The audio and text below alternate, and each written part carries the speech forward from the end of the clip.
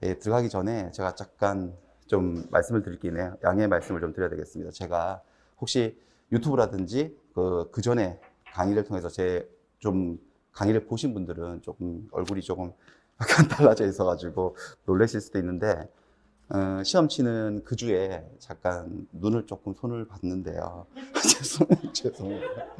손을 봤어요. 나이가 드니까 눈꺼풀이 좀 내려와서, 그래서 눈을 잘 너무 졸리는 듯한 그런 모습을 보여서 조금 거의 티 안 나게 해달라고 신신당부하면서 손을 좀 봤는데, 근데 괜찮아졌었는데, 금방 가라앉아서 괜찮아졌었는데, 개강을 하고 약간 무리를 했는지 다시 좀 부어가지고 여기가 다리끼 난 것처럼 좀, 그래서 눈이 좀 보기가 민망합니다. 예, 불편하실 텐데 뭐 다음 주 정도 되면 괜찮을 테고, 그 다음 주는 자연스러워질 테니까 조금만 참아주십시오. 예, 민망하네요. 아무튼 그렇고, 자, 오늘 이제 시작하는 날인데, 첫 시간부터 바로 공부하진 않고 1년을 시작하니까 첫 시간은 오리엔테이션을 좀 할게요. 오리엔테이션 이 얘기저기 좀 해드리고 2교시부터 공부를 하도록 하겠습니다. 개념 완성이죠. 1주차 총 7주로 진행되는 첫 번째 수업이에요. 오리엔테이션을 해볼게요. 딱 두 가지만 할게요. 뭐 1차 과목에 뭐가 있고 2차 과목에 뭐가 있고 합격을 어떻게 하면 되고 기준이 어떻고 그런 얘기들은 다 아실 테니까 넘어가고, 또 1년 교과 과정 뭐 11월, 12월부터 1월, 2월 이렇게 해서 어떻게 넘어가는지 학원에서 충분히 안내를 받으셔도 되니까 그런 것들은 넘어가고, 딱 제 과목에 한정해서 민법 이야기, 제가 강의를 어떻게 할지 그런 얘기들, 또 여러분들 어떻게 공부를 하셔야 될지 그 얘기들 딱 두 가지만 준비를 했습니다. 먼저 저의 강의의 특징하고 제가 쓰는 교재에 대해서 좀 말씀을 드려야 되겠습니다. 네. 제가 쓰는 전용 교재예요. 그림민법이라고 해서요. 그림민법 요약서 같은 건데요. 제 강의 모토가 이거예요. 그림으로 이해하고 기억하는 민법이에요. 법을 공부할 때 그림을 쓰자 이거지. 그림을 써서 공부하는 이유는요, 그림을 쓰면 이해가 훨씬 더 쉽게 돼요. 그리고 기억은 되게 오래 가요. 자, 그림민법 책을 한번 구경시켜 드릴게요. 이게 그림민법의 95페이지에 나오는 내용이에요. 나중에 이제 물권법 파트에서 담보물권을 배우시는데, 담보물권, 채권의 만족을 담보하는 물권, 저당권 같은 건데요. 돈을 빌려준 채권자가 달랑 채권만 가지고 있을 때, 돈 받을 권리만 있을 때와 그 채권을 담보하기 위한 저당권이라는 담보물권을 가지고 있을 때, 이 둘의 차이를 딱 보여주는 거예요. 근데 그걸 그림으로 설명을 해요. 어떻게 된다. 그리고 약간 스토리도 넣어가지고 비유도 들죠. 일반 채권자, 담보가 없는 채권자는 하이에나 같고, 그 다음에 저당권을 가진 채권자는 사자와 같아. 그래서 우리 동물의 왕국 같은 거 보시면 하이에나가 사냥을 해놔도, 뭐 한 마리를 잡아놔도 사자떼가 오면 걔들은 도망가잖아요. 그렇죠? 사자가 먼저 먹고 그 찌꺼기를 하이에나가 먹잖아요. 그런 딱 관계거든요. 비유도 들어가면서 이렇게 설명을 해요. 설명하면 그냥 글만 쭉 깨알같이 되어 있는 것보다 훨씬 더 이해가 쉽겠죠. 아무래도 그림을 쓰니까. 그리고 혼자 공부할 때 딱 들여다보면 그때 설명드린 게 다 기억이 난다고요. 그리고 나중에는 이걸 계속 볼 거거든요. 11월, 12월부터 시작해서 1월, 2월, 3월, 4월, 5월, 6월, 7월, 8월까지 볼 거예요. 해설지로도 계속 쓸 거기 때문에. 그리고 저는 요약서도 따로 없어요. 저한테는 이게 요약집이면서 기본서이면서 참고서이면서 전부 다 기능을 하기 때문에 계속 한 10개월 동안 보실 거예요, 저 책을. 그러면 이 그림이 선하게 기억이 나요. 억지로 뭔가를 기억하지 않아도 원리를 아시게 된다고, 그림을 통해서. 굉장히 파워풀하죠. 또 이거는 59페이지인가? 뭐 그럴 거예요. 제가 페이지 수를 다 외우는 건 아닌데. 여기는 뭐냐면 또 물권법 파트인데, 물권적 청구권이라고 하는 주제가 있어요. 테마. 시험에 엄청 잘 나오는데, 그 대표 사례가 무단건축 사례예요. 남의 토지에 땅 주인 허락도 없이 건물을 지어 놓은 거야. 그럼 당연히 땅 주인하고 건물 주인하고 싸우겠지. 철거하라, 못한다, 막 싸우겠죠. 그 싸움의 문제가 물권적 청구권이라는 테마로 엄청나게 시험에 잘 나오는데, 그걸 또 이렇게 그림으로 설명을 해요. 남의 토지에 건물을 지었어. 건물 지은 을이 또 이 건물을 또 임대를 놓네. 임차인이 들어와 살고 있으면 누구랑 싸워야 되느냐, 땅 주인은. 또 건물을 팔아먹고 튀었네, 먹튀. 그러면 이 땅 주인은 또 누구를 상대로 싸워야 되냐, 소송을 걸어야 되느냐, 이런 얘기들을 그림을 통해서 쭉 설명을 드려요. 훨씬 더 이해가 빠르겠죠, 글만 있는 것보다. 그리고 요 그림에 해당하는 글도 아래쪽에 있어요. 충분히 글도 있어요. 예, 이렇게 하면은 쉽고 오래 기억할 수 있던 그런 법 공부를 할 수가 있습니다. 그래도 이렇게 좀 의문이 드시는 분이 있을 거예요. 그래도 명색이 법인데 어떻게 그림만 가지고 공부를 하나? 그렇죠, 당연하죠. 글도 있어야 됩니다, 글. 근데 이게 그림민법이라고 해서 그림만 가지고 법을 공부한다는 게 아니고 그림을 이용한다는 거죠. 글도 엄청나게 많습니다, 여기. 예를 들어서 이것도 그림이법 책인데요. 글도 많습니다. 충분히 있습니다. 글도. 그러니까 뭐 비율로 따지자면 글이 한 80%면 그림이 한 20% 정도예요. 일반 법서에는 그 20% 아니라 2%의 그 어떤 그림도 없잖아요. 근데 그림을 많이 활용한다는 그런 뜻에서 그림이법이지 그림만 쓴다는 게 아니에요. 그림을 쓴다는 거예요. 그림도 쓴다 이런 개념이지. 제가 이렇게 그림을 써서 법을 가르치게 된 데는 뭔가 이유도 있고 나름대로 이유도 있고 또 과학적인 근거도 있어요. 그 근거를 조금 말씀드릴게요. 자, 이 사람이 보니까 넬슨 델리스라고 하는 사람인데 기억력 챔피언, 기억력 대회도 있나 봐요. 세상에 그런 대회도 있나 봐요. 거기 챔피언 먹은 사람인데 이런 말을 했어요. 뇌가 글보다는 그림에 더 잘 반응한다. 시각적 정보인 그림에. 우리가 매일매일 접하는 정보는 추상적이고 관념적이죠. 특히 법서에 나와 있는 정보는 추상적이거든요. 뜬구름 잡는 이야기들이거든요. 근데 그런 정보들을 눈에 보이는 가시적인 그림과 연관지어서 우리가 뭔가 공부를 한다면 뇌가 정보를 쉽게 더 끄집어낼 수 있다는 거지. 그러니까 기억이 잘 난다는 거예요. 자기도 그림을 이용해서 기억을 많이 한다는 거죠. 그런 거고, 보세요. 우리 뇌죠. 이 뇌가 이 사과라고 하는 글자를 봤을 때, 텍스트를 봤을 때와 잘 익은 사과를 봤을 때 뇌가 일으키는 반응이 이쪽이 훨씬 더 반응이 많이 나와요. 세게 나와요. 자극이 세게 들어온다는 거죠. 그림이, 시각적 정보가. 뇌에 대한 자극이 심하다는 게 뭐죠? 세다는 게 그만큼 기억도 오래 가고 이해도 빨리 된다는 거예요. 그렇습니다. 이 뇌에 대해서 좀 생각해 볼 필요가 있는데요. 뇌 연구는 역사가 짧아요. 60년대 말, 70년대 초, 그때 이제 주로 뇌에 대한 연구가 활발히 진행이 됐는데, 지금은 돌아가셨지만 뇌 연구의 권위자예요. 로저 스펠이라는 사람. 미국의 캘리포니아 공과대학 신경생물학과 교수였는데, 이 사람이 뇌에 대한 연구에 대한 업적으로 노벨상까지 받았어요. 노벨 생리의학상까지 받은 사람인데, 이 사람이 연구를 딱 해보니까 지금은 보편화된 상식이거든요. 일반 사람들도 그걸 알고 있는데 그때는 몰랐지. 이 사람이 발견한 건데 간질병 환자를 뭐 연구를 하다가 그걸 알게 됐대요. 우리 뇌가 이렇게 반쪽이 쪼개져 있잖아요. 이렇게 좌뇌, 왼쪽 뇌, 오른쪽 뇌 이렇게 쪼개져 있잖아요. 근데 이게 물리적으로만 구분된 게 아니고 기능적으로도 담당하는 기능도 구분되어 있었다는 걸 발견한 거예요. 이 사람이. 그러니까 주로 왼쪽 뇌가 담당하는 것은 언어, 논리, 이성. 그래서 왼쪽 뇌를 논리뇌라고 해요. 논리를 담당하는 뇌다. 오른쪽 우뇌가 담당하는 것은 시각적인 거, 직관적인 거, 감성적, 감정적인 거, 이런 거, 환상 이런 거. 그래서 이쪽을 감성뇌라고도 불러요. 그래서 이런 과학자들은요, 좌뇌가 극단적으로 발달한 사람이에요. 아인슈타인요. 굉장히 분석하고 철저하게 수리적으로 사실에 근거해서 뭔가 연구를 하지 않습니까? 그리고 이런 예술가들은요, 우뇌가 극단적으로 발달한 사람이죠. 이 사람 누군지 아시겠어요?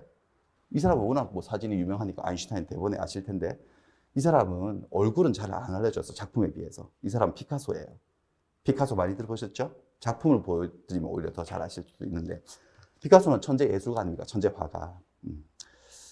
그렇습니다. 근데 이 사람은 그런 줄 알았어요. 그렇게 연구를 하고 돌아가셨는데 근데 이 사람의 후계자들, 이 뇌에 대한 연구를 계속 계승해서 연구한 사람들이 더 연구를 해보니까 다른 사실을 발견한 거예요. 이 좌뇌가 우뇌가 이렇게 구분되어서 독립적으로 기능하는 줄 알았는데 그게 아니더라. 좌뇌 우뇌가 신경세포, 신경만으로 연결이 돼 있대요. 연결이 돼서 교류가 막 일어난대요. 이렇게. 근데 그 교류가 잘 일어나면 일어날수록 이 뇌가 일으키는 그 퍼포먼스, 결과물이 되게 좋다라는 거예요. 그래서 아인슈타인이 엄청난 좌뇌형 인간이잖아요. 극단적인. 근데 아인슈타인의 가장 큰 취미가 뭐였냐면 공상이었대요. 공상. 아인슈타인 공상을 즐겼대요. 공상이 여기 있거든요. 상상, 환상, 운해적 요소거든요. 그래서 어느 날 자기 집 근처에 있는 언덕에 올라서 언덕에 누워서 그런 공상을 했답니다. 자기가 태양광선, 빛을 타고 빛의 속도로 우주 끝까지 날아가면 어떤 일이 벌어질까. 그거를 이제 막 생각을 하면서 그것을 이론적으로 정립하고 뭔가 물리학적으로 정립한 그게 상대성 이론이었다고 합니다. 무슨 얘기냐면 이 사람의 엄청난 결과물인 상대성 이론은 여기 영역이거든요. 여기 영역이지만 그 출발, 그 영감은 여기서 얻었다는 거죠. 시작이 되었다는 거예요. 교류가 일어나서. 또 피카소의 우리 그림을 보면은 여느 화가 그림들하고 좀 다른 구석이 있죠. 피카소 그림을 이렇게 보면 사람은 얼굴을 그려놨는데 이게 왼쪽에서 본 건지 오른쪽에서 본 건지 잘 모르겠는 경우가 있잖아요. 이쪽 사람인데 여기 활동한 사람인데 그 피카소 그림은 수학적인 요소가 들어있는 거죠. 수학의 한 분야인 기하학적인 요소가 엄청나게 들어있다는 거죠. 이게 뭐냐면은 이렇게 천재적인 사람들도 좌뇌와 우뇌를 고르게 이용해서 협업을 해가지고 좋은 결과물들을 얻었다는 거예요. 그리고 인류 역사상 좌뇌, 우뇌를 골고루 사용해서 모든 분야에서 엄청난 대단한 업적을 이룬 그 대표적인 인물이 한 명 있거든요. 근데 그 사람은 오래전 사람이어서 사진은 없어요. 사진 없고 작품이 있는데 작품 보면 바로 아실걸? 이거 아시죠? 유명하니까. 뭐예요, 이거? 모나리자. 모나리자잖아요. 누구죠? 누구 작품이죠, 이 사람? 이거? 다빈치죠. 레오나르도 다빈치 작품 아닙니까? 아시죠? 그렇죠. 이 정도는 우리가 좀 알고 있지 않나요? 그 다빈치는 근데 그 사람이 직업이 뭐냐 하면 딱 잘라서 말하기도 힘든 사람이에요. 워낙 문어발처럼 온갖 곳에 다방면에 활동했던 사람이어서 이 사람은 일단 과학자입니다. 과학자이고 건축가고 그다음에 조각가이기도 하고 시인이에요. 소설가이기도 하고 그렇죠. 의사이기도 하고 일정 정도 그렇습니다. 엄청난 직업들을 가지고 있었는데 근데 이 사람은 과학자로서 그 사람이 쓴 과학 노트라는 책이 있는데 그 과학 노트에는 과학책인데 그림이 엄청나게 들어있대요. 3차원적인 그런 그림이 엄청나게 많이 들어있고 이런 운해적 요소들. 또 이 사람이 그려놓은 예술 작품으로서의 그림 있죠. 예술 작품으로서 그림인데 그 그림이 마치 건축 도면처럼 사실적인 요소들을 엄청나게 많이 담고 있대 이렇게. 좌뇌 운해적 요소들이 섞여 있다는 거죠. 제가 왜 이 얘기를 장황하게 하느냐 하면은 우리가 지금 법 공부를 할 거 아닙니까? 그림민법.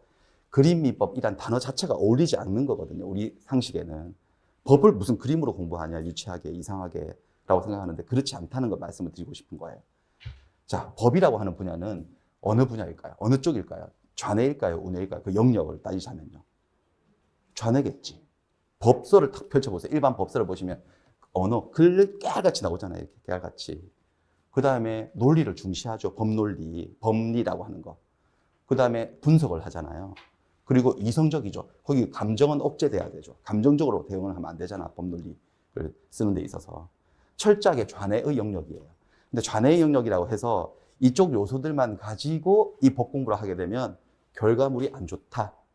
재미도 없고 이해도 잘 안 되고 기억도 잘 안 나고 지리하고 막 그렇다라는 거죠. 그러니까 여기 거 맞는데 법은 여기인데 여기를 쓰자라는 거죠. 우리도 아인슈타인처럼 피카소처럼 다빈치처럼 여기 요소를 쓰자죠. 그래서 법을 공부하는데 시각적 요소를 최대한 활용하자는 거예요. 그 대표적인 게 그림 아닙니까? 그림. 그림을 써서 하게 되면 법이 더 생생하게 이해가 된다는 거예요. 그리고 좀 약간 그런 재주가 있으면 신체 언어도 쓰면 좋습니다. 가르치는 강사가. 신체 언어의 대표적인 건 춤 아닌가요? 그리고 노래예요. 그렇죠. 춤과 노래를 이렇게 강의 중에 하시는 강사들도 계시죠. 예, 노래 막 부르고. 지금 우리 왕십리 공법 강사분께서 또 바뀌셨죠. 작년까지 계셨던 이상곤 교수님이 있었는데 그 교수님은 노래를 계속 불러요. 공법, 그 딱딱한 법을 가르치면 노래를 계속 부르는 거죠. 그분이 이런 과학적 근거에 기반해서 거기에 착안해서 그렇게 하시는지도 모르겠는데 어쨌든 노래를 엄청 불러요. 보고 있으면 처음에는 손발이 오그라들고 그러겠지만 자기도 모르게 그 노래를 따라하면서 공법을 외워나가고 있는 자기를 발견할 수 있거든요. 근데 그분이 아쉽게도 가셨지만 또 엄청난 분이 또 오셨죠. 예, 오셔가지고 우리 김희상 교수님 오셔가지고 괜찮은데 그렇습니다. 근데 저는 이제 이것까지는 못하겠어요. 저는 약간 그런 주변은 없어가지고 예, 뭐 춤추고 노래하고 그런 건 못해도 그림을 써서 이런 걸 재미있게 가르쳐 드리겠다라는 거죠. 그리고 직관적인 것들, 유머 이런 거. 그리고 감성을 좀 넣어서 법이지만 좀 감성을 넣어서 그러니까 같은 글이라도 여러분들 같은 글이라도 이 법서의 그런 좌뇌적 글이고 과학책 이런 것들은 좌뇌적 글이고 시나 소설은 우뇌적 글이잖아요. 그 감성이 담겨 있는 우뇌의 글이잖아요. 그 안에 논리를 찾는 건 아니잖아. 시나 소설을 가지고 그렇죠? 그래서 환상, 상상 이런 것들. 제 모토가 이런 겁니다. 법을 소설처럼 공부하자. 소설처럼 드라마처럼 영화처럼 한 편의 영화처럼 그렇게 공부를 하면 훨씬 더 이해가 깊고 재밌게 공부할 수 있고 그렇습니다. 그래서 제가 그림미법을 쓰는 거예요. 그 그림미법 책은 역사는 한 10년 됐어요. 올해 10살 됐어, 저 책이요. 10년 전부터 만들어지기 시작해서 처음에 저 모습은 아니었겠지만 점점 발전이 되면서 이 모습을 갖추게 된 거고요. 그래서 필드에서, 현장에서 다 검증이 끝난 책이에요. 저 책 가지고 공부하면 붙을 수 있냐 없냐. 그 얘기는 여러분들이 모를 뿐이지 이미 다 검증이 끝났기 때문에 의문을 가지실 필요가 전혀 없어요. 저 책 가지고 공부하고 100점 받은 분도 있고요. 90점 넘게 받으신 분들이 수두룩합니다. 그러니까 그거는 전혀 걱정하실 필요가 없는데 책이 근데 너무 얇아서 사람들이 그런 생각을 들 수도 있거든요. 책이 이렇게 생겼거든요. 사실 민법 기본서는 이렇게 두꺼워요. 700페이지 가까이 되거든요. 근데 여기 내용들을 그림과 함께 이렇게 줄여놨으니 이게 그림이법이거든요, 이게. 그러니까 사람들이 믿을 수가 없는 거지. 이거만 봐가지고 되겠나? 하는데 충분합니다. 충분합니다. 그러면 이 기본서는 어떻게 하냐? 기본서는 참고서처럼 쓰시면 돼. 참고서. 좀 연배가 좀 있으신 것 같은데 전과 아시죠? 동아전과, 표준전과 아시죠? 그거처럼 한 번씩 찾아보는 거로 쓰시면 되고 요거 가지고 해도 충분합니다. 그래서 수업을 계속 그렇게 진행을 할 거고 그렇습니다. 그러니까 우리가 법을 드라마처럼 공부할 거예요. 한 편의 영화처럼 공부를 할 거예요. 그러니까 주인공이 필요하죠. 등장인물들이 필요해서 그림의법에는 주요 등장인물들이 등장을 해요. 주요 인물들이에요. 주인공은 쓰레기예요. 예, 이 별명인데 쓰레기인데 왜 쓰레기냐? 하는 짓이 쓰레기거든요. 완전 엄청나게 사고를 치고 돌아다니거든요. 사실 제가 쓰레기라고 이름을 단 이유가 그 몇 해 전에 굉장히 히트쳤던 그 드라마 있죠. 응답하라 시리즈. 거기에 정우가 주연을 맡았던 시리즈가 하나 있었잖아요. 정우라는 배우가. 거기 그 사람 별명이 쓰레기였거든요. 그 극 중에. 근데 걔는 뭐 방 안 치우고 막 쓰레기처럼 산다 해서 이런 별명만 쓰레기지 실제로 굉장히 멋진 사람이었어요. 근데 얘는 진짜 쓰레기, 개 쓰레기예요. 그렇습니다. 그래서 엄청나게 사고를 많이 치고 막 그렇습니다. 근데 걔가 사고를 치기 때문에 법률 문제가 생기면서 그것을 사건을 매개로 해서 우리가 스토리를 만들어가면서 뭔가 법 공부를 한다는 거예요. 그 다음에 얘는 수진이에요. 여자 주인공이에요. 예쁘장하게 생겼죠? 하지만 똘끼 충만한 4차원입니다. 얘도. 얘 주로 어디서 활동하느냐? 민법 총칙의 법률행위의 대리, 법률행위의 대리 파트에서 자기 삼촌이거든요. 쓰레기 아빠. 이 사람이 삼촌인데 삼촌의 대리노릇 주로 활동하면서 사고도 치고 뭐 그렇게 합니다. 그리고 쓰레기 아빠예요. 쓰레기 아빠예요. 되게 엄한 분이세요. 그래서 쓰레기가 사고를 확 쳐가지고 한 번은 쓰레기를 방에 가두고 폭행을 해요. 그래서 쓰레기가 눈탱이 밤탱이 돼서 팬더가 되기도 하고 막 그렇습니다. 그러니까 이 쓰레기 아빠고 수진이 삼촌이면 얘들은 사촌지간이냐? 아닙니다. 이거는 환상입니다. 팬터지입니다. 얘들은 또 관계가 없습니다. 그런 논리적 관계가 없고요. 놀랍게도 남주, 여주인데 그림이법 안에서 한 번도 만나지 않습니다. 얘들. 서로 모르는 사이입니다. 대단히 신기한 이야기죠. 막 그렇고. 그리고 우리 쓰레기 아빠가 제 강의 계획상으로는 1월 3주차에 돌아가십니다. 죽습니다. 1월 3주차에. 왜? 속을 썩여가지고 뒷목 잡고 떨어지고 그 자리에서 이제 가시는 거예요. 그래서 슬퍼할 필요가 없는 게 2달 만에 한 번씩 살아나시거든요. 살아났다가 다시 돌아가셨다가 막 그렇게 거듭하고. 중년 남성, 중년 여성 이 두 사람은 그냥 부동산 거래를 하는 일반인들. 대표적으로 1인 다역을 하죠. 여러 군데 나타나서 그렇게 합니다. 이런 사람들이 주요 등장인물이고 엑스트라도 필요하죠. 영화를 만들려면 엑스트라 엄청 많습니다. 다 등장하는 사람들이에요. 이 사람들을 가지고 얘기를 펼쳐나가는 거예요. 예. 이렇게 공부를 하면 일단 재미는 있겠죠, 여러분들. 재미는 있는데 이게 합격이 보장이 되나 그게 좀 의문이 될 수도 있는데 됩니다. 예. 충분히 성과가 나온 것이고 기억도 장난 아니게 오래 가요. 제가 한번 하나의 에피소드를 말씀드릴게요. 제가 몇 해 전에 인터넷 글에서 읽은 글인데 제가 10년 정도 됐으니까 그림법 가지고 강의를 한 게 제 강의를 듣고 1차 시험에 합격을 하셨대요. 제가 직접 누군지를 모르는데 글을 읽었어요. 1차 시험에 합격하셨는데 그 해 2차는 안 되신 거예요. 그러면 어떻게 되는지 아시죠? 다음 해에 1차 시험 면제되고 2차만 치면 되는 거잖아요. 그렇게 했대요. 근데 보통 2차만 그렇게 공부를 하면 거의 다 합격을 하시거든요. 많이. 근데 안 되신 거예요. 최악의 경우잖아요. 그렇게 되면. 그럼 어떻게 돼? 그 다음에 세 번째, 이제 3년 차로 넘어가는 거지, 수험 기간이. 그러면 다시 원점으로 돌아가서 1차부터 해야 되는 거 아시죠? 생각만 해도 끔찍하지 않습니까? 그렇게 된 상황인데. 그래서 되게 답답하고 깝깝하고 그랬대요. 왜냐면은 만으로 1년 전에 공부했던 1차 공부의 기억이 있을 거 아니겠어요? 두 과목 다 양이 많다, 어려웠다. 근데 간신히 그때는 붙었는데 지금 그거를 다시 하려고 그러니까 다 까먹었는데 어떻게 공부를 하는가 이거 너무 이제 막막하고 그랬는데 어쨌든 공부를 다시 해야 되니까 그림의법 책을 다시 펼쳤대요. 펼쳤는데 놀라운 경험을 했대요. 펼치니까 그때 만으로 1년 전이지. 1년은 고스란히 2차 공부했으니까. 그 1년도 더 전이겠죠, 어떻게 보면. 그때 들었던 그 내용들이 그림과 함께 다 살아나더래요. 100%는 아니지만 엄청나게 많이 기억이 나더래요. 그게 왜 기억이 나냐면요. 이렇게 공부해서 그런 거예요. 영화처럼 공부해서 그런 거, 드라마처럼. 스토리텔링을 넣어서. 우리 영화 같은 거, 어린 시절에 본 영화도 잠깐만 몇 장만만, 몇 커트만 보여줘도 전체적으로 생각이 나잖아, 스토리가. 영화기 때문에 그러거든. 서사 구조가 있고 그 안에 스토리가 들어있었기 때문에 생각이 나는 거예요. 만약에 이런 거 수단 없이 완전히 진짜 정통 법 공부하는 대로 텍스트만 가지고 글자만 가지고 논리만 따져가지고 따박따박 그렇게 공부했으면 다 까먹었어요. 정말 기억 안 날 거예요. 법이 얼마나 휘발성이 높은데. 그럴 거예요. 그래서 굉장히 좋은 방법이다. 그리고 또 이 책에 대해서는 그렇게 얘기하는 것도 많이 들었어요. 저는 합격하신 분들이 합격 수기 남길 때 다른 책 다 버리는데 그림의 부채가 못 버리겠다. 가지고 있을 거다. 제가 생각해 보니까 왜 그러냐면은 자기하고 같이 산 사람들이 여기 있잖아요. 그러니까 1년 동안 공부를 하시면 자기도 이 세계에 풍덩 들어와서 자기도 이 안에 사는 거야. 그 영화 속에 산 거예요. 자기 인생이 1년이나 어쩌면 2년 이렇게 그 인생이 그 안에 들어있기 때문에 쉽게 못 버리는 것 같아. 애착이 있어가지고. 굉장히 괜찮은 방법입니다. 좋은 방법이고. 그렇습니다. 자, 여기까지 말씀드리고 두 번째 책이에요. 제가 요거 그림 비법을 주요 교재로 하면서 부교재로 하나 더 쓰는 게 있는데 기출지문족보예요. 기출지문족보. 말 그대로요. 기출지문을 족보로 쫙 만들어 놓은 거예요. 이렇게 생겼어요. 이렇게. 이건 뭐냐? 저 옛날 13회부터 시작해서 엊그저께 쳤던 게 뭐야? 33회. 그러니까 총 21회. 사실 중간에 15회 추가 시험이 있어서 22회. 22번의 민법 시험에 그 문제들을 전부 다 오지선다형 문제를 지문 단위로 해체시켰어요. 그래서 관련된 거리 그룹을 묶어가지고 그림민법 편제에 맞게끔 쭉 정리한 거예요. OX로. OX 문제로 만들어 놓은 거, 기출지문을. 그대로 살려가지고. 그래서 뭐 O는 그대로 O고 X는 간단한 해설을 옆에다 덧붙여 놓은 거예요. 요거 기출지문 족보. 기출문제가 무지무지 중요하거든요.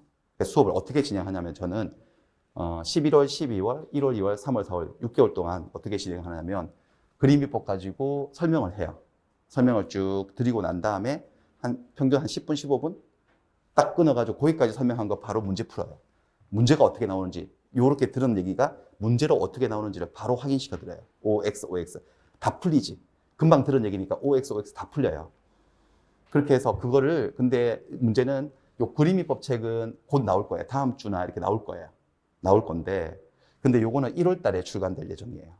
그래서 지금 11월, 12월 두 달 동안은 요거 개념 완성 강의 하는 동안은 이 책이 없기 때문에 그리고 이 책이 있다 하더라도 이걸 다 볼 상황도 아니야. 우리 이제 시작하는 거기 때문에. 그래서 여기 있는 것들 중에 제가 몇 개만 발췌를 해서 그렇게 OX 프린트물로 드릴 거예요. 받으셨죠? OX 문제 프린트물 그거로 드릴 거예요. 그래서 11월, 12월은 프린트물로 진행을 하고 그 다음에 1월 달로 넘어가면 프린트물은 더 이상 없어요. 이 책 가지고 해가지고 할 거예요. 그래서 기본 이론 때 쭉 다루는 문제가 있고 그 다음에 3, 4월에 좀 더 심화된 이론에 들어가서 다루는 문제 나누어서 총 거의 사실 그 프린트물도 이 내용이기 때문에 6개월 동안 기출지문을 접하게 될 거예요. 그리고 이게 끝나고 나면 5, 6월 달로 넘어가면서 기출 이론으로 들어가거든요. 기출문제 풀이로 들어가요. 그럼 여러분들은 이미 기출문제 풀이는 오지선다형으로 되는 기출문제를 푸는 건데 그 안에 들어있는 지문들을 전부 다 OX로 충분히 연습한 상태에서 들어간다는 거죠. 그렇게 해서 문제를 적응할 수 있도록 그렇게 수업을 진행을 할 겁니다. 이렇게 할 거고요. 자, 이거 제 얘기예요. 제 얘기를 한 거예요. 저기까지는. 제가 강의를 어떻게 하고 제 교재를 이렇게 쓰고 그 이유는 이렇다라고 말씀드린 거고 이제 여러분들 얘기죠. 여러분들 공부는 여러분들이 하시는 거니까. 첫 번째 공부 방법 첫 번째 메타인지. 메타인지 능력을 기르셔야 되겠습니다. 자, 메타인지 요즘은 뭐 학습에 관한 이 시대의 키워드 아닙니까? 메타인지 들어보셨습니까? 들어보셨겠죠? 네, 메타인지. 메타라고 하는 게 뭐냐? 메타라고 하는 이 말은 그 뒤에 있는 것보다 한 차원 위에 있다. 그보다 한 차원 위다. 메타인지니까 인지 위의 인지다. 그래서 일본에서는 초인지, 상위인지 이렇게 부른다 그러는데 뭐냐? 자신의 인지 과정에 대해서. 자, 인지라고 하는 게 뭐냐면요. 인지는 학습 과정이죠. 뭔가를 알아가는 거예요. 사람이. 그걸 인지라고 한다면 공부해 나가는 과정. 그 자신의 인지 과정에 대해서 한 차원 높은 시각에서 그 자신의 인지 과정을 관찰하는 거예요. 자기 스스로가. 그리고 뭔가를 발견해서 컨트롤, 통제, 조절하는 이 정신작용, 이 능력을 인지, 메타인지라고 얘기를 합니다. 자, 이것도 그림으로 한번 설명을 해드릴게요. 여러분들이에요. 이거 공부하실 책이에요. 이게 인지예요. 인지. 책을 딱 들여다보고 뭔 말인지 이해하고 분석하고 비교 대조하고 또 계산도 하고 외우고 이루는 거죠. 추리하고. 학습 과정요. 이게 인지 과정, 인지. 메타 인지는 요게 아니고, 공부하는 요게 아니고, 여기서 빠져나오셔야 돼. 이렇게. 유체이터를 하셔야 돼. 공부하고 있는 여러분들을 상상하셔야 돼요. 빠져나오셔가지고 관찰하는 거예요. 인지 과정을 관찰하는 거예요. 그래서 뭐를 발견을 해야 돼요. 뭘 발견하느냐. 그래서 얘가 이거를 알아먹었냐, 못 알아먹었냐. 이거 아느냐, 모르냐를 알아내는 거지. 그래서 그것을 통제하는 거예요. 컨트롤하는 거예요. 통제한다는 게 뭐냐. 안 건 됐어. 우리가 알려고 공부하는 건데 안 거니까 됐어. 더 공부할 필요 없고. 모르는 데다가 시간 투자를 하는 거지. 시간 투자를 통제를 해가지고 시간 투자해서 아는 영역으로 계속 바꾸는 거죠. 그럼 점점 모르는 게 X가 사라지면서 O가 많아지겠죠? 시험 성적이 좋아지겠죠? 합격을 하겠죠. 요게 메타인지예요. 요게. 자기 인지 과정을 조절하는 거죠. 쉽게 얘기하면 인지는 뭘 아는 걸 알아가는 걸 얘기한다면 메타인지는 내가 뭘 아는지 모르는지를 정확하게 파악하는 거. 그게 메타인지예요. 이 메타인지는 우리 인간만 가지고 있는 고유한 능력이라고 해요. 기계는 절대 못 가진다고 하네요. 제가 한번 테스트 한번 해드릴게요. 메타인지 테스트하는 방법이 있는데 제 질문에 주관식 아니고요. OX 문제예요. 예, 아니오로만 대답하시면 돼요. 다른 건 필요 없고요. 자, 질문 드려볼게요. 예, 아니오로만. 우리 대한민국 수도가 어딘지 아시나요? 여러분들? 예, 됐죠? 어디예요? 서울이죠. 됐어요? 그 다음 두 번째 질문이에요. 두 번째 질문. 과테말라라는 나라 들어보셨죠? 과테말라에서 세 번째로 큰 도시 이름을 아시나요? 예, 아니오로만 하시면 돼요. 아니요. 그쵸? 여러분들이 지금 하신 게 인지가 아니에요. 메타인지 능력을 작동시킨 거예요. 뭐냐, 여러분들은 내가 대한민국 수도가 어딘지 아는지 모르는지를 알고 있잖아요. 그래서 그냥 안다고 예스라고 했고, 예라고 했고, 과테말라 수도가 어딘지를, 수도가 아니지. 세 번째로 큰 도시가 어딘지는 모르고 있다는 걸 아세요, 모르세요? 그걸 모른다는 걸 내가 알고 있냐, 이거지, 자기 스스로가. 알죠? 그게 메타인지 능력이에요. 대본에 0.1초도 생각할 거 없어. 과테말라 세 번째 큰 도시? 뭐야? 모르지. 모른다고 하는 게 메타인지라니까요. 예, 근데 똑같은 질문을 우리 기계한테 물어보고, 슈퍼컴퓨터, 엄청난 정보 처리 속도를 갖고 있는 AI 인공지능에게 물어보면 어떻게 할까요? 과테말라 세 번째 큰 도시 이름이 뭐야? 이러면 찾겠지. 서칭을 하겠지. 자기가 막 돌리겠죠. 엄청난 속도로. 그 다음에 있으면 답을 할까요? 어디라고 답을. 저도 몰라요. 근데 답을 모르는데 어디라고 말하고, 만약에 없어. 자기가 갖고 있는 그 정보망이 없어. 없다면은 여러분들처럼 대답 안 해요. 없는지 있는지 몰라, 걔는. 찾는 거야, 일단. 쭉 찾다가 시간이 좀 걸려서 없습니다. 죄송합니다. 최선을 다하겠습니다. 이렇게 해서 없다고 말해주겠지. 메타인지가 없는 거지, 걔는. 그러니까 인간만이 가지고 있는 거예요. 그래서 이게 왜 얘기를 하느냐. 공부를 잘하려면 요거보다는 메타인지 능력이 더 중요하다는 거예요. 자, 우리 인지 능력 뭐라 그러죠, 여러분들? IQ 아닙니까? IQ? 지능지수. IQ. IQ 지능지수가 높으면 학습에 불리할 건 없지. 유리하지, 당연히. 머리 좋으면요. 뭐 대본에 말하면 알아듣고 오래 기억하고. 근데 여러분들 이 IQ 지능지수 인지능력은 학습 성취도하고는 그렇게 높은 상관관계를 보이지 않는데요. 우리 학창시절을 돌이켜봐도 IQ 되게 높은 애들이 전교에 한두 명씩 있잖아요. 150 넘어가는 애들이 한두 명씩 있잖아요. 이상한 애들 완전히. 근데 걔들이 전교 1, 2등이 아니거든요. 오히려 걔들은 뭐 반에서 중간 정도 하는 애들도 있어요. 심지어 150 넘어가도. 뭐 공부에 관심이 없어서 그런지 뭐 여러 가지 이유가 있겠지만은 오히려 공부 잘하는 전교 막 1, 2등 하는 애들은 뭐냐? 이게 좋은 거예요, 이게. 자기가 뭘 알고 뭘 모르는지를 잘 알아요. 그리고 IQ는 그렇게 나쁘진 않겠지. 뭐 저 한 120, 130 그 정도가 되고 그다음에 학습 태도가 좋고 그다음에 이게 결정적으로 이게 좋은 거예요, 메타인지. 그래서 공부 잘하는 사람들은 내가 뭘 알고 뭘 모르는지를 잘 알아요. 그래서 공부를 하라 그러면 딱 이렇게 해요. 모르는 데 시간 투자하는 거지. 아는 건 됐고 모르는 데 시간 투자해서 점점 공부를 하면 할수록 모르는 영역이 사라져요, 걔들은.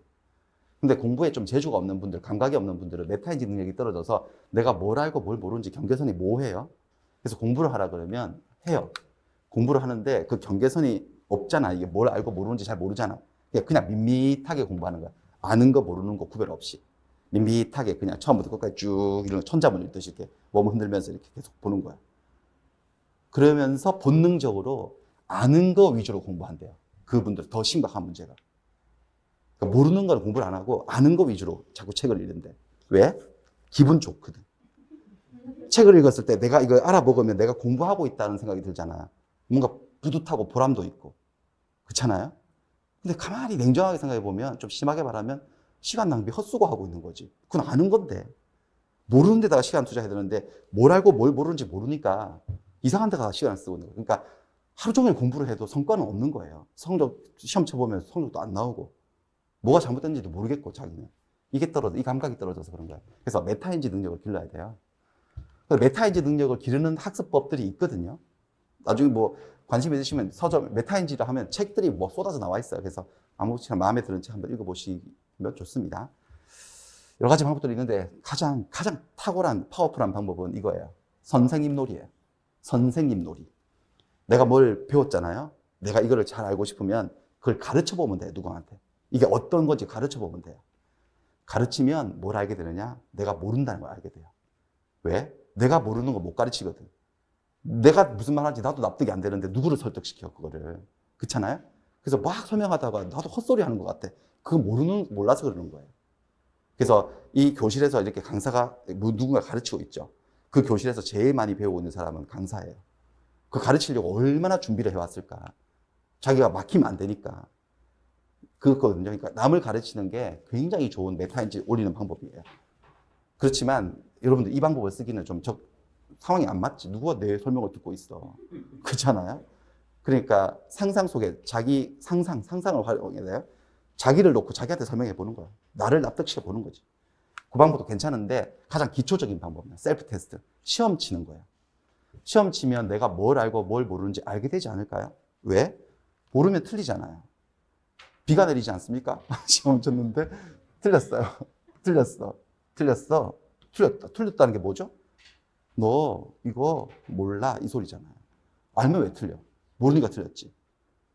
그러니까 이 시험이라고 하는 것의 의미는 나한테 엄청난 기회를 주는 거지.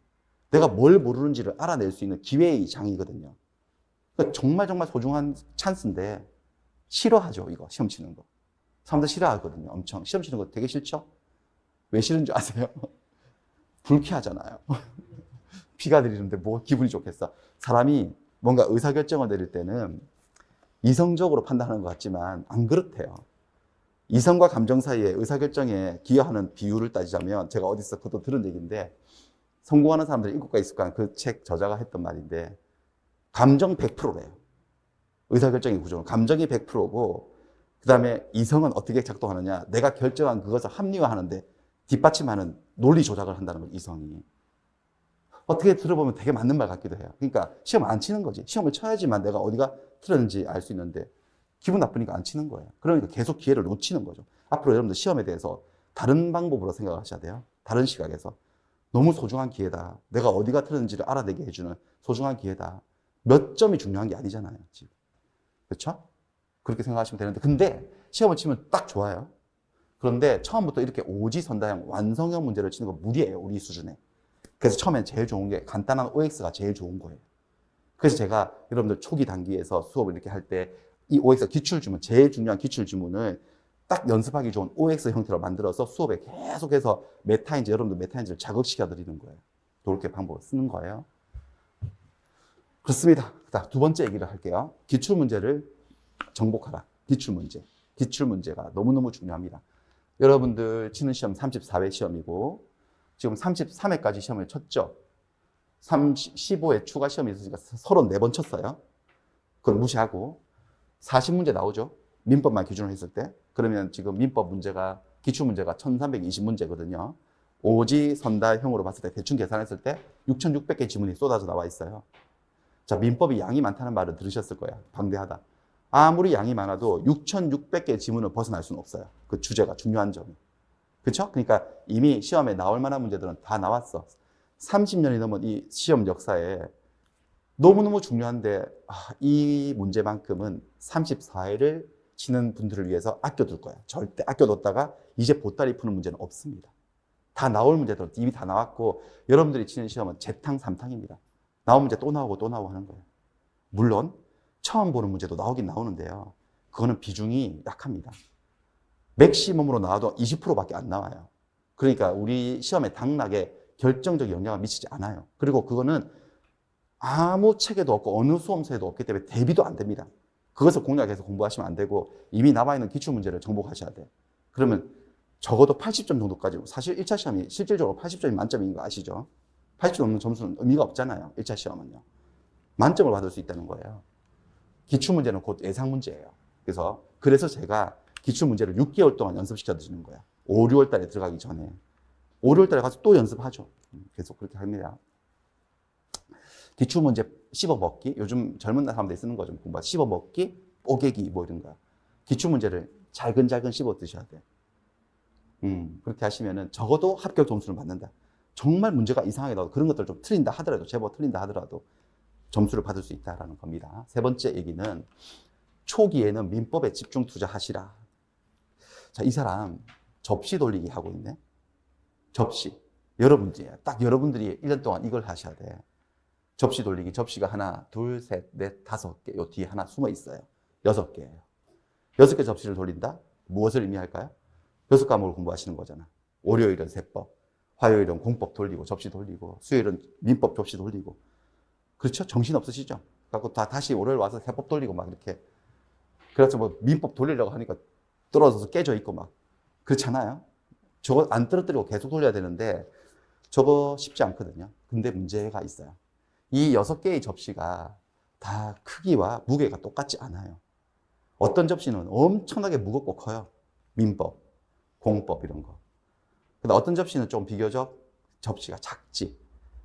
탁 돌리면 팽팽 잘 돌아가지. 민법이란 접시는 너무 크고 무거워서요. 안 돌아가요. 이 짝대기 올리기도 힘들어요. 무거워서. 올리는 것조차 힘들고 돌리기도 힘들어요. 그렇지만 이제 워낙 무겁기 때문에 돌리면 관성 때문에 잘 멈추지도 않지만. 그래서 이 6개 접시를 똑같은 노력을 가지고 에너지를 써서 돌리시면 안 된다는 거예요. 이렇게 생각하신다면 절대로 금물입니다. 해당 요일에 해당 과목 열심히 공부하면 되지 않을까? 이런 거죠. 그러니까 월요일은 세법 들으셨죠. 그러니까 하루 종일 세법 수업 듣고 세법 복습만 하는 거예요. 화요일에 공법 하셨죠. 공법 수업 듣고 공법 하루 종일 공부하시는 거예요. 수요일은 또 민법 했으니까 민법 공부 하루 종일 하고 그렇게 하고 해서 열심히 하면 폭망합니다. 그렇게 하면. 그게 안 되는 지름길입니다. 그렇게 하시면 안 되고, 자, 민법은 큰 접시이기 때문에 민법 실력은요, 물 끓듯이 팝콘 트듯이 늘어나거든요. 물이 끓는데 이 냄비 속에도 물이 엄청나게 물이 많아요. 잘 안 끓어요. 어떤 물들은 조금밖에 없어서 잘 끓는다니까. 똑같이 에너지를 쓰시면 안 돼. 절대 안 돼요. 그래서 만약에 수요일마다 여러분들 기준으로 한다면 수요일마다 한 번씩 저 접시를 돌려준다. 수요일마다 한 번씩 렌즈를 켠다. 절대로 안 끓지, 민법은. 100도씨가 돼야지 끓는 거 아시죠, 물이? 99도씨에서 안 끓어요. 근데 수요일마다 한 번씩 그 민법 공부하는 게 어떤 격이냐면 수요일날 렌즈를 탁 켜는 거야. 그럼 다 식었으니까 일주일 동안 쭉 올라가서 한 40도, 뭐 많이 가도 50도, 그리고 목요일에 다른 렌즈 켰어. 끈 거야, 이거. 그럼 다시 일주일 지나고 오면 다 식어요. 차갑게 식어 있어요. 다시 또 하죠, 열심히. 40도, 50도, 일주일 식히고 또 끄는 거야. 계속 그래가지고는요, 그런 식으로 일주일에 한 번씩 민법을 찔끔찔끔 공부해가지고는 진짜 장담하는데 10년을 가도 끓는 경험을 못 해요. 자, 물이 끓는다는 게 뭘까요? 뭔가 무릎이 탁 쳐지면서 뭔가 깨닫는 순간, 유레카 이런 거지. 그 포텐 터진다는 거죠. 이게, 이렇게 되는 거구나라고 뭔가 이렇게 확 엮이면서 전체적으로 뭔가 몸이 막 전기가 오면서 이렇게 알겠다, 이제. 감이 왔다. 그 느낌이요. 그 느낌은 이렇게 일주일에 한 번씩 렌즈 되어가지고 절대 안 나옵니다. 계속 끓여야 돼. 그래서 40도, 50도, 60도, 70도, 80도 계속 끓여가지고 99도, 100도까지 가봐야 돼. 그 경험을 한 번은 해줘봐야지 그거 맛을 알아가지고 공부하는 걸 요령을 터득하는 거지. 그렇게 일주일에 한 번씩 해가지고 절대 안 된다는 겁니다. 그러니까 민법에 집중 투자하셔야 돼. 초기에는. 초기라고 하는 게 뭐 좀 상대적인 개념이지만 적어도 11, 12, 1, 2, 3, 4 정도까지는. 그렇게 해서 민법을 완전히 끓여 놓잖아요. 팝콘도 마찬가지죠, 여러분들. 전자레인지 팝콘도 그 돌리면 왜 안 터지지? 모르고 있는데 어느 순간 터지기 시작하는 순간 파바박 하고 다 터지잖아요. 근데 그 터지기 전에, 그게 터지기 직전에 렌즈를 꺼버리면 다음에 또 해도 또 똑같으니 팝콘을 못 먹지. 그런 이치다, 이런 얘기입니다. 그래서 민법을 에브리데이 민법 이렇게 하셔야 돼요. 그러니까 자주 엄청나게 많이 더 시간 투자를 많이 하셔야 되겠습니다. 일주일에 한 번씩 보시는 건 절대로 안 됩니다. 그 방법은 절대로 안 됩니다. 학창 시절에 국영수라고 생각하시면 됩니다. 국영수하고 다른 어떤 비중 약한 과목하고 똑같은 에너지로 공부 안 하셨잖아요, 여러분들. 똑같은 이치예요. 그래서 민법을 먼저 이렇게 큰 접시를 돌려놔요. 먼저 무겁고 어렵지만 돌려놓으면 이게 워낙 무거워서 돌리기는 힘들지만 돌리고 나면 관성 때문에 잘 멈추지도 않아. 그럼 한 번씩만 돌려주면 돼. 그다음부터는. 그러면 이제 저기 3, 4월 지나서 5, 6월 되고 7, 8월 되면 다른 접시들 돌릴 여력이 생기는 거지. 여유가 있고. 그때 그 접시들은 금방 잘 돌아갈 수 있거든요. 그러니까 그럼 다른 과목들은 공부하지 말라는 거냐? 아니, 하셔야 돼. 그러니까 특히 수업이 중요한 거지. 절대 수업 빠지지 말고 수업에 집중하셔서 들으셔야 돼. 세법, 이런 공시법 엄청 집중하셔서 들으시고 복습도 하시긴 하시는데 짧게. 10분. 10분 하시면 안 되고 조금 더 하지만 어쨌든 그 과목으로 다 쓰시면 절대로 안 된다는 거예요. 매일매일 민법을 건드려서 이 불이 꺼지지 않도록 해주셔야 돼. 그리고 끓는 경험을 하셔야 돼. 이렇게 끓여도 여러분들 지금부터 끓이기 시작하면 제가 생각할 때 매일 끓여도 저거 한 4월 달 가서 끓여질 거야, 아마. 그런데 그걸 일주일에 한 번씩 한다면은 절대 안 되지. 그러면 나중에 어떤 일이 생기냐. 일주일에 한 번씩 하다 보면 물이 안 끓어. 그럼 나중에 되면은 5월, 6월 이제 정말 다른 과목들을 공부해야 될 시기가 왔을 때 민법이 모든 과목들을 발목 잡고 물귀신 작전으로 끌어내리는 거예요. 민법 때문에 민법이 안 되면 1차에서 안 되면 2차 소용없는 거잖아. 그럼 그때부터 정신 차리고 민법에 시간을 투자를 한다고? 이제 그걸 깨닫고? 그럼 2차 공부를 어디 하냐고, 언제, 그때. 그러니까 엉망진창이 돼버리는 거지, 공부가. 그러니까 초창기에 민법에 올인을 하셔야 됩니다. 민법에. 그런 얘기입니다. 요 정도 해서 지금 OT는 제가 다 된 거예요. 다 이렇게 말씀을 드리고. 강의 계획표 받으셨죠? 강의 계획표를 보시면은 이게 제가 8월 달 것까지 강의 계획표를 다 드렸어, 미리. 요렇게 할 거예요. 특별한 다른 사정 없으면 요렇게 할 거예요. 근데 보시면은 기초 제일 처음 과정은 여기 이제 옮겨놨는데 7주로 가요. 7주. 가볍게 하는 워밍업 강의예요. 기본 이론은 9주로 가요. 1, 2월. 근데 1, 2월이 아무리 해도 9주가 안 나오잖아요. 그러니까 뭐냐면 이게 3, 4월, 5, 6월 이런 형식은 중요하지 않고 1, 2월 기본 이론 9주로 갑니다. 3, 4월 핵심 이론, 요게 심화 이론이거든요. 심화라고 해서 어려운 거 하는 게 아니고 시험 치는 수준까지 올려드린다는 건데 이게 전체적으로 한 덩어리의 강의라고 보시면 돼요. 1, 2, 3, 4가. 요것도 9주로 해요. 그럼 9주 하면은 딱 시작할 때, 3월 시작할 때 이게 시작이 안 된다는 거예요. 딱 1월 시작할 때 요건 되는데 3월 시작할 때 이거 안 되고 좀 밀릴 수 있다는 겁니다. 대신 기출문제풀이, 단원별 문제풀이 요거는 8주로 갈 거예요. 그래서 쭉 하면은 전체 제가 달력하고 다 확인해서 만들어 놓은 거기 때문에 뭐 휴가주는 없어요. 민법은 휴가주는 없을 거예요. 휴식줄 없이 쭉 하면 특별히 뭐 일요일 날 따로 나와서 보강하는 거 없이 쭉 진행을 할 수 있는 스케줄이에요. 이렇게 진행을 할 거고, 그 중에서 첫 번째 코스인 기초 이론. 개념 완성인데, 개념 완성이라는 저 단어도 제가 좀 메가랜드 건의해서 좀 바꾸고 싶은데, 단어가 마음에 안 들어요. 무슨 완성이에요, 이제 시작하는데. 그렇죠? 개념은 끝까지도 완성이 안 돼요, 우리 사실. 저 10월 달 가도 완성 안 돼요. 완성 안 되고 붙어요, 다들. 그러니까 완성이란 말은 적절치 않은 것 같은데. 그래서 실질적인 뜻은 기초이론입니다. 기초이론, 개념 완성. 그래서 7주로 진행이 될 거예요. 7주여서 우리 민법이 시험 과목으로서 민법은 세 파트로 돼 있거든요. 민법 총칙, 물권, 계약, 특별법. 네 번째 특별법은 여기서는 안 다룰 거예요. 다룰 시간도 없고. 그래서 1주, 2주, 3주 요거 민법 총칙. 그 다음에 4주, 5주, 6주 차에 일부 해서 2주 반을 물권, 그 다음에 1주 반을 계약법, 이렇게 해서 7주를 통해서 이렇게 쭉 진행을 할 예정입니다. 네, 그렇게 하겠습니다. 요 정도로 하겠습니다. 요 정도 하고 쉬었다가 이제, 그 다음에 까먹을 뻔 했네요. 그래서 이게 있어야 돼. 나오면 안 까먹지. 뭐냐. 이거는 이제 오프라인에서 여러분들과 같이 호흡하면서 수업을 진행하는 거고, 개념 완성은. 그 전에 혹시 이 강의 있는 거 안내 받으셨나요? 개념 이해라고 하는 거예요. 개념 이해는 뭐냐? 개념 이해 강의는 총 8강으로 이미 강사들이 학생들 없이 스튜디오에서 혼자 촬영해 놓은 거예요. 뭐냐면 구구단 같은 거예요. 구구단. 우리가 수학 공부를 비유를 들자면은 구구단 2는 3, 2, 3은 6 이런 거. 근데 여기에 딱 들어가면 이 진도 보세요. 진도 때문에 구구단을 가르칠 시간이 별로 없거든요. 구구단에 해당하는 것을 미리미리 찍어 놓은 거야, 제가. 각 강사들마다 뭐 8강짜리도 있고 어떤 분들은 10강도 있고 어떤 분들은 7강도 있고 하는데 저는 8강으로 찍어놨어요. 저 강의를 좀 여러분들이 들어보세요. 여러분들은 다 들을 수 있잖아요. 그쵸? 다 들을 수 있어요. 요 8강 중에 유튜브에 1, 2강은 맛보기 강좌로 올라와 있어요. 최소한 아무리 시간 없어도 1, 2강은 들으세요. 저기서는 이제 1, 2강에는 민법이 어떤 법인지를 설명해요. 민법이.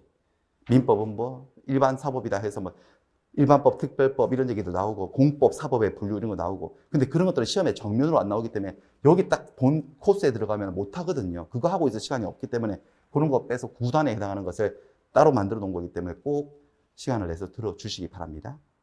네, 물권, 채권, 절대권, 상대권 이런 얘기들 막 나와 여기에요. 물론 여기 들어와서 조금씩 하겠지만 체계적으로 할 시간이 없기 때문에 이 강의를 좀 들어주시면 좋겠다라는 겁니다. 이 정도에서 OT를 마치고 잠깐 쉬었다가 이제 2교시 권리변동의 모습부터 시작을 하도록 하겠습니다. 좀 쉬었다 하겠습니다. 네.